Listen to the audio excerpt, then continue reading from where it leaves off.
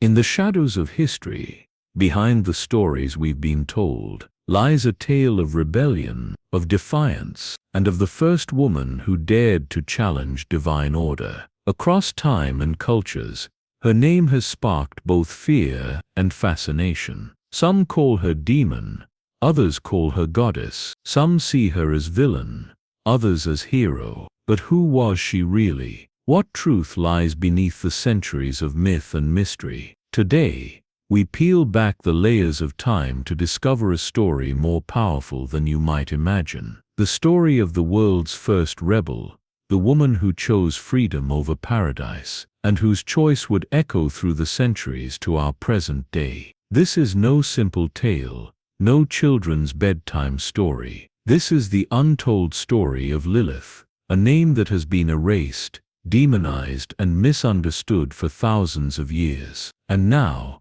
it's time for her story to be heard. Welcome to my channel, where we speak about biblical mysteries, uncover hidden truths, and dive deep into stories that have been whispered for millennia, yet rarely told in full. Today, we're going on a journey into a legend that has intrigued and captivated countless generations, the untold story of Lilith. Who was Lilith? A demon? A goddess? The first feminist? Or something else entirely? Her story begins at the dawn of creation, in the early days when the boundaries between heaven and earth remained blurred and uncertain. Before there were cities or civilizations, before there were kings or kingdoms, there was a garden where the first humans walked with the divine. Long before sacred texts were written down and canonized, ancient oral traditions spoke of a woman created not from man, but alongside him, equal in every way. This was Lilith, formed from the same earth as Adam, breathed into life with the same divine spark. The oldest stories tell us that in the beginning, God created not one human being but two. Male and female created, he them, says the first chapter of Genesis. This original pair, Adam and Lilith, were made from the same substance, the same divine breath flowing through them both. To understand Lilith, we must first understand the world that created her. Nin rejected her. A world where order was paramount, where hierarchy was divine, and where questioning either was the greatest sin imaginable. This was a world where everything had its place, and everyone had their role. The sun must rise and set in its time. The waters must stay within their appointed boundaries. All creatures must follow the pattern set for them by their Creator, and so too must human beings. But what happens when someone questions that order? What happens when someone asks, why must I stay in the place assigned to me? The earliest written mentions of Lilith date back to ancient Sumeria, around 4000 BCE. She appears on clay tablets as a winged demoness, associated with storms and dangerous winds. They called her Lilitu, a night spirit, a phantom that could not be contained. In ancient Babylonian texts, she haunts lonely places, a wild woman with unbound hair. The Hebrew tradition would later know her as the screech owl, or the night monster who lurks in desolation. But behind these fearsome descriptions hides a more complex truth. Lilith wasn't born a demon, she was labeled one, and to understand why, we must return to the beginning, to Eden itself, and to a confrontation that would change the course of mythological history. What could a woman do that was so terrible, so unforgivable, that she would be branded as demonic for millennia? The answer is both simple and profound. She said no. The Garden of Eden, paradise on earth, where humanity began. But the story we've been told might be missing vital chapters. Think of what you know about Eden, Adam and Eve, the serpent, the forbidden fruit.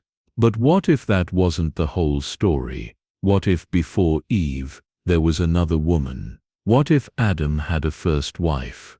According to suppressed texts like the ancient Hebrew alphabet of Ben Sira, Lilith was Adam's first wife, created not from his rib, but as his equal. This fundamental equality would become the source of the first conflict in human history. The ancient text tells us, after God created Adam who was alone, he said, "It is not good for man to be alone." He then created a woman for Adam from the earth, as he had created Adam himself. He called her Lilith. Picture the scene, Eden in all its perfection. Two beings created equal, yet one expected to submit to the other. In the lush garden, with its flowing rivers and abundant fruit, the first human disagreement took root, not over the forbidden tree, but over something more fundamental: equality. Adam believed that because he was created first, or perhaps because he was male, he should dominate. He demanded that Lilith lie beneath him, both literally during intimacy and metaphorically in their relationship. He expected her submission as his natural right, but Lilith refused. The words attributed to Lilith echo through history. "We were created equal, and so I will not lie beneath you." Such a simple statement, yet so revolutionary. In a world built on hierarchy, Lilith demanded partnership instead. "Why should I lie beneath you?" she asked. "I was made from the same earth as you.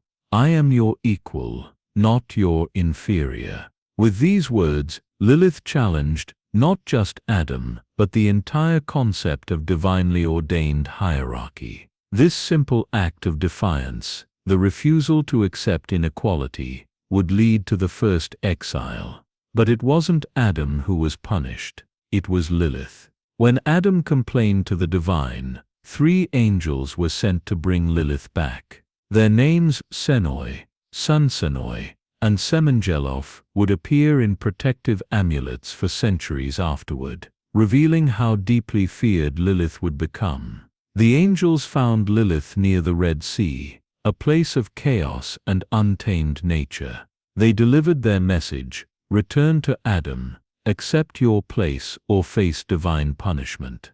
But Lilith refused to return to subjugation. "I will not go back," she declared. "I will not be less than what I was created to be." The price of her freedom would be severe. She would become mother to 100 demon children each day, and each day, many would die. A terrible curse meant to break her will. Yet still she chose exile over submission. "Even with this suffering," she replied, "I choose freedom."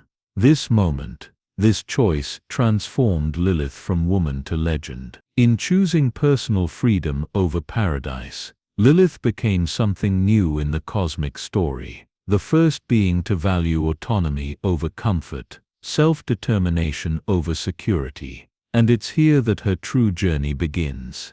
Banished from Eden, Lilith entered a world of harsh wilderness. The texts tell us she fled to the Red Sea region, a place of chaos and demons. But was this a literal journey, or a metaphor for her spiritual transformation? Imagine leaving paradise, the only home you've ever known, for the unknown wilderness. No shelter, no protection, no divine favor to light your path. Only the harsh sun by day and the cold stars by night. This was Lilith's new reality. In exile, Lilith faced a fundamental choice that would define her legacy: to beg forgiveness and return to subordination, or to forge a new identity entirely her own. The wilderness is where we truly discover who we are. When all comfort is stripped away, when all security is gone, what remains? For Lilith, what remained was her unbreakable will, her refusal to be less than what she was created to be. Days turned to weeks, weeks to months, and months to years. Time itself became different outside Eden, where mortality had not yet touched humanity. While Adam would later find companionship with Eve, Lilith was truly alone, the first solitary human being. But is anyone truly alone in this vast universe? The ancient texts tell us that Lilith found new companions in her exile, beings that existed in the spaces between divine order. Some called them demons, others called them spirits of the wild. Perhaps they were simply the unexplained forces of a world still taking shape. The wilderness transformed Lilith. No longer simply a woman, she became something the ancient world deeply feared, a female being with power, answerable to no man and no god.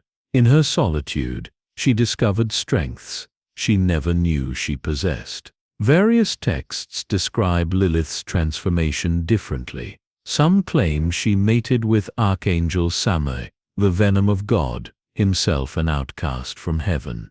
Others say she found companionship with desert demons, learning their ancient magic. Some even say she learned secrets from older entities that predated creation itself, beings who remembered the chaos before order was imposed on the universe. What all accounts share is the understanding that Lilith's power grew in exile. Free from Eden's constraints, she discovered abilities that terrified the ancient world, particularly the ability to control her own fertility and sexuality. No longer bound by divine command to be fruitful and multiply, Lilith claimed ownership of her own body, perhaps the most revolutionary act of all. The ancient world feared nothing more than a woman who controlled her own sexuality, who could choose when and whether to bring life into the world. Such power threatened the very foundations of patriarchal control. Lilith's children, variously described as demons, spirits, or simply the uncontrolled, represent all that exists outside sanctioned boundaries. They are the thoughts we aren't supposed to think, the desires we aren't supposed to have, the questions we aren't supposed to ask. They are everything that threatens established order. These children, the Lilith they were called, spread throughout the world. Unlike the children of Adam, bound to till the earth by divine decree, the Lilith recognized no master. They were free as their mother was free, wild as she was wild. In the wilderness, Lilith became more than a woman. She became a queen, one who ruled her own domain rather than serving in someone else's. The texts call her Queen of the Night, Mother of Demons, First of the Shedim, but perhaps a better title would be simply this, the First Free Woman. And as her legend grew, so too did the fear of her name. As centuries passed, Lilith's transformation in cultural consciousness was complete. No longer remembered as Adam's equal, she became the night hag, the baby stealer, the dangerous seductress who visited men in their sleep. The demonization was thorough and relentless. In ancient Babylonian belief, Lilith became Lamashtu, who threatened pregnant women and newborn babies. In Jewish folklore, she became the stealer of children, the temptress of men, the enemy of families. Her very name became a curse, a warning whispered to wayward women. Don't be like Lilith. But why? What made this original feminist so threatening that she had to be demonized across multiple cultures and religions? Think about what Lilith represents, a woman who refused to submit, who claimed equality, who chose freedom over comfort, who controlled her own sexuality. In societies built on female submission and male authority, what could be more terrifying? By the medieval period, Lilith had acquired a truly fearsome reputation. Mothers placed amulets over their children's cribs to ward off Lilith's jealous wrath. Special prayers were recited to keep her at bay. Men feared her nocturnal visits would drain their vitality, leading to illness or even death. The Talmud warns that a man should not sleep alone in a house, lest Lilith come to him. The Zohar, the foundational text of Jewish mysticism, describes her as having long black hair and wings, roaming the night in search of men to seduce and babies to steal. These fears reveal something profound about human psychology. We demonize what we cannot control. We make monsters of those who challenge our comfortable assumptions. Lilith became a vessel for every fear about female power and sexuality. Yet these same texts that demonize her also reveal something crucial. Lilith was powerful enough that her name alone required protective countermeasures. She was feared precisely because she represented an alternative to the established order. You don't create protections against something powerless. The Zohar complicates Lilith's story further by suggesting she wasn't simply banished. She was part of a cosmic fracture, a necessary counterbalance to the divine feminine represented by the Shekinah. In this mystical understanding, Lilith represents not evil but cosmic balance, the shadow without which light has no meaning. Even in her demonization, Lilith maintains something revolutionary: agency. Unlike Eve, whose story centers on obedience and disobedience to male figures, Lilith's story is about self-determination. She acts rather than being acted upon. She chooses rather than being chosen for. She defines rather than being defined. Eve's sin was listening to the serpent instead of God. Lilith's sin was listening to herself. In the centuries that followed, as Lilith was transformed into a night demon, a child stealer, and a seductress, something of her original nature remained. Behind the monstrous mask placed upon her was still the woman who dared to say no, who dared to claim equality, who dared to leave paradise for freedom. The question remains, is Lilith truly the demoness of legend, or is she something else? The original liberator, the first being to choose freedom over paradise. Is she villain or hero, monster or revolutionary? Perhaps she is something more complex than either, a necessary force in the human story, representing the courage to question, to rebel, to seek freedom at any cost. According to several mystical traditions, Lilith's exile wasn't the end of her involvement with Eden. Some texts suggest she returned, not as a penitent, but as an agent of transformation. After her banishment, God created Eve from Adam's rib, a second attempt at companionship, but one based on hierarchy rather than equality. Eve was created from Adam, not alongside him. She was made to be his helper, not his equal. The pattern was set: submission, not partnership. But Lilith had not forgotten Eden, nor had she forgotten Adam. From her realm of shadows and freedom, she watched as the new couple lived in blissful ignorance, surrounded by abundance yet forbidden to eat from the tree of knowledge.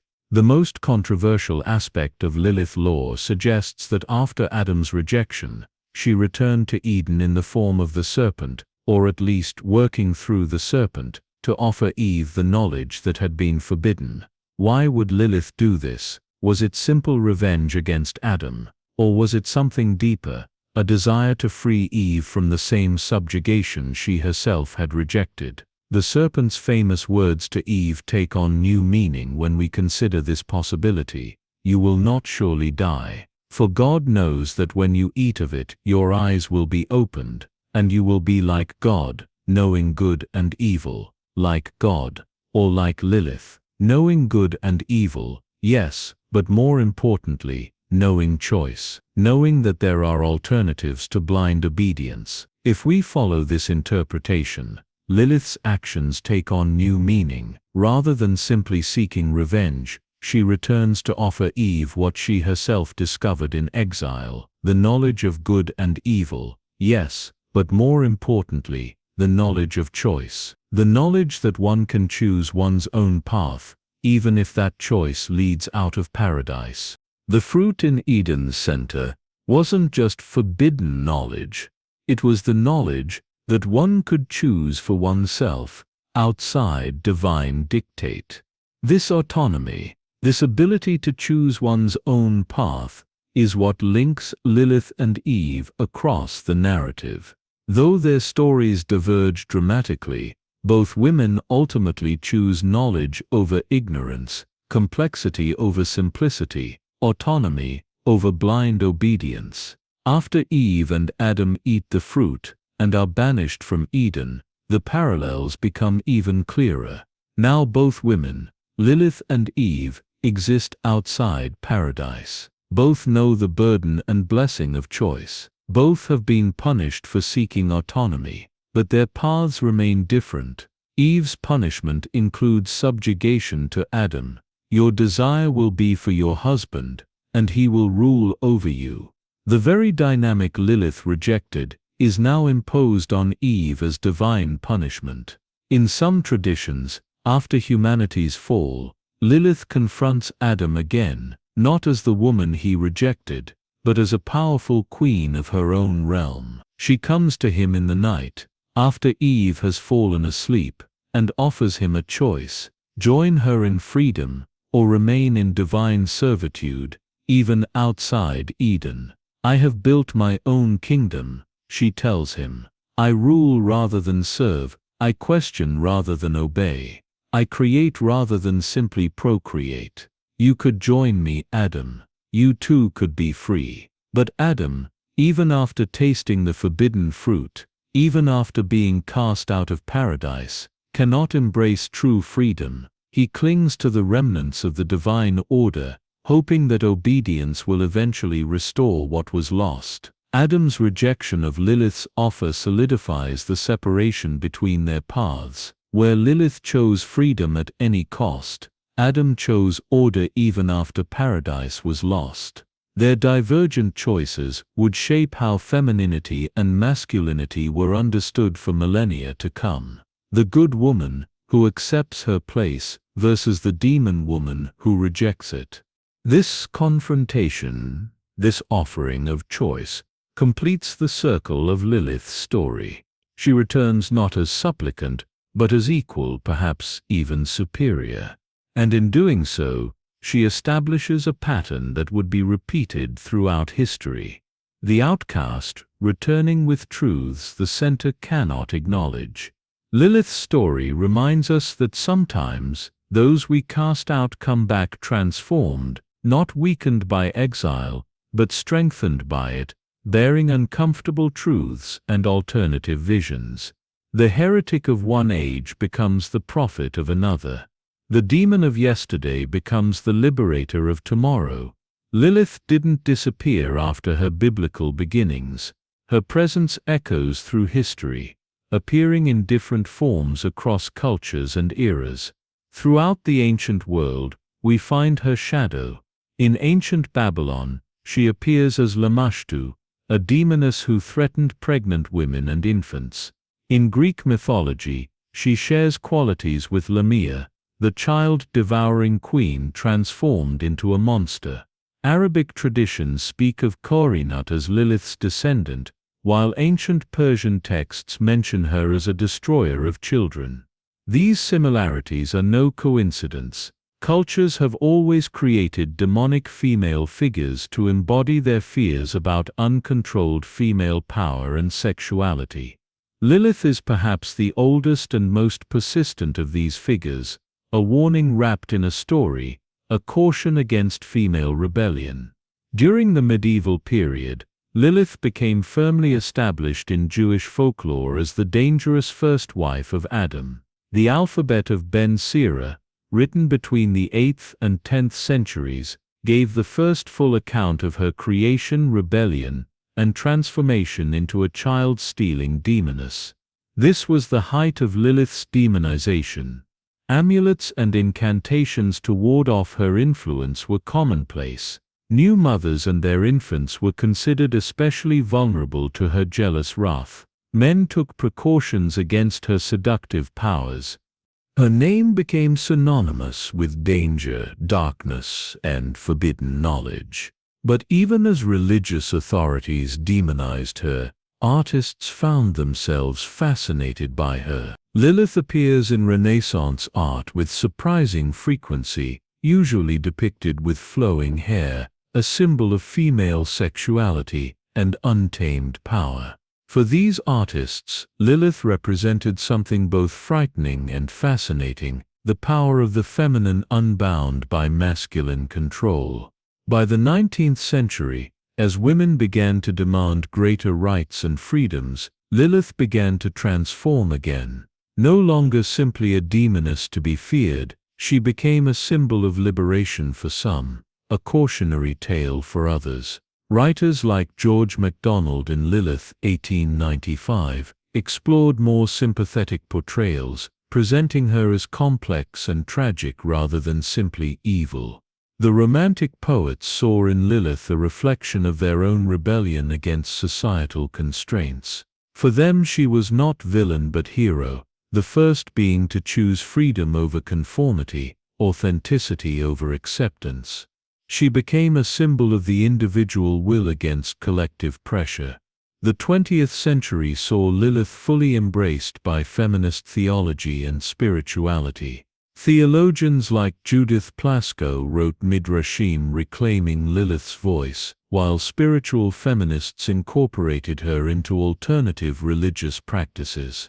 In Plasko's famous Midrashim, The Coming of Lilith, Lilith returns not as a threat to Eve but as her ally, offering friendship and knowledge. "I have been waiting for you all this time," Lilith tells Eve in this retelling. "Now we can help each other." This transformation, from demon to heroine, reflects the changing status of women in society. As women gained more freedom, more autonomy, more control over their lives and bodies, Lilith's sin of demanding equality seemed less demonic and more prophetic. Today Lilith appears throughout popular culture, in music, literature, television, film, comics and video games. Each iteration adds new layers to her complex legacy. She appears in Neil Gaiman's Sandman comics as a complex antihero. In the television series Supernatural, she is a powerful demon. Musicians from Radiohead to Sarah McLachlan have invoked her name. Her name graces music festivals, feminist journals, and reproductive rights organizations. What was once a name spoken in fear has become a rallying cry for those seeking autonomy and self-determination. Lilith has been reclaimed as a symbol of female power, sexual autonomy, and resistance to patriarchal control. Jewish feminist groups in particular have embraced her as representative of a different path, one where women's equality is not a modern innovation but was present from the very beginning, only to be suppressed. The transformation of Lilith from demoness to icon reveals something profound about cultural evolution. The qualities that made her terrifying in a hierarchical society, independence, sexual autonomy, refusal to submit, have become aspirational in cultures valuing individual freedom. Lilith reminds us that vilification often reveals what a society fears most. Her demonization tells us less about Lilith herself, and more about the cultures that transformed her from Adam's equal to night monster. And her reclamation reveals how far we've come, and how far we still have to go, in embracing female autonomy. In the end, Lilith's journey through history mirrors our own evolving understanding of gender, power, and choice. From feared demon to celebrated icon, her transformation reflects humanity's slow, uneven progress toward recognizing the full personhood and agency of women. Lilith's journey from Eden to exaltation spans thousands of years, yet her fundamental quality remains consistent. She chooses her own path, regardless of consequence. From the dust of creation to the digital landscape of the 21st century, her story has evolved and transformed, yet kept its essential truth that freedom requires courage, that rebellion has consequences, and that sometimes leaving paradise is necessary for finding oneself. Whether viewed as demon or liberator, her story asks essential questions. What is the price of freedom? What happens when we question fundamental hierarchies? And who decides which stories are sacred and which are forbidden? These aren't just ancient questions, they echo through our world today. Every time someone leaves a comfortable situation for an uncertain freedom, they walk Lilith's path. Every time someone says no to power, they speak with Lilith's voice.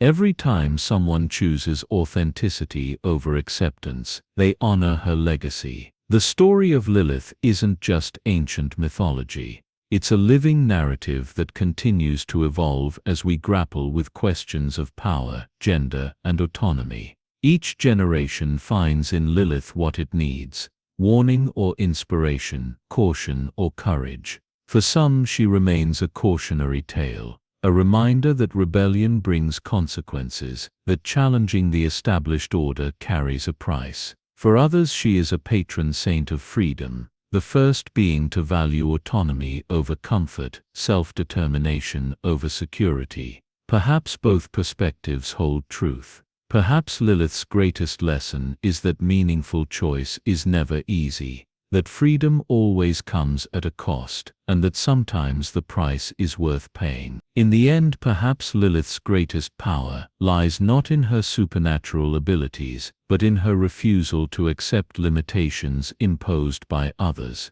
Her choice, freedom over paradise, echoes through history as a fundamental human question. The choice she faced is one we all encounter in different forms. Do we accept comfortable constraints, or risk the wilderness of self-determination? Do we stay in paradise and submit, or venture into the unknown and remain free? Lilith chose her path. The question she leaves us with is simple yet profound. What will you choose when the call of freedom comes to you? Thank you for joining us on this journey through one of history's most misunderstood legends. Do well to like, comment, and subscribe to receive more contents like this.